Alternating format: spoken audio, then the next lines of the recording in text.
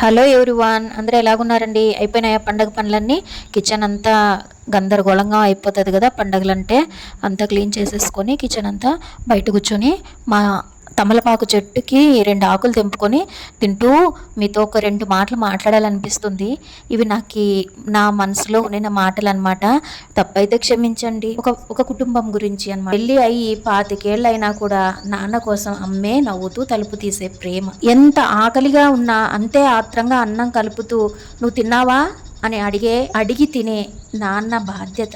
మన కడుపున పుట్టిన బిడ్డడు అమ్మ మాటకి ఎదిరిస్తే ఏయ్ అలా అనకూడదు అని చెప్పే నాన్నని గౌరవించాలి అని చెప్పే అమ్మ. నాన్న పనులకి వంక పెడితే వేలెత్తి ఏయ్ అని ఆపే తల్లి.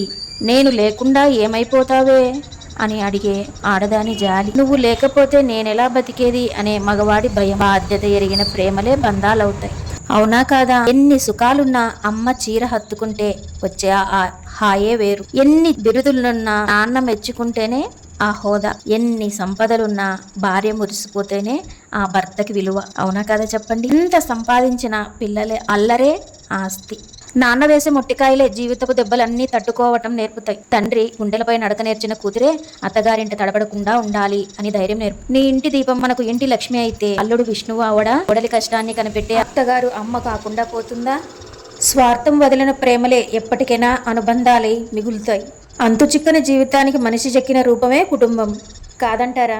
అతిగా ఏ ఒక్క రుచి తిన్నా అజీర్తే చేస్తుంది. సమపాలల్లో అన్నీ కలిస్తేనే అది జీవం పోసి సంజీవిని అవుతుంది. కుటుంబం అంటే కాస్త బరువు పడితే మునిగిపోయే కాగితపు పడవ కాదు కదా. ఎంతమంది ఎక్కినా ఇంకాస్త చోటిచ్చే పుష్పక విమానం అవ్వాలి. అదే ఆశయం మీది నాది. అవునా కదా? అదే ఈ సమాజానికి నిజమైన ఉగాది. షడ్రుచుల సమ్మేళనమే ఈ ఉగాది. అందరూ బాగుండాలి, అందులో మనం ఉండాలి. వీడియో నచ్చినట్లయితే లైక్ చేయండి.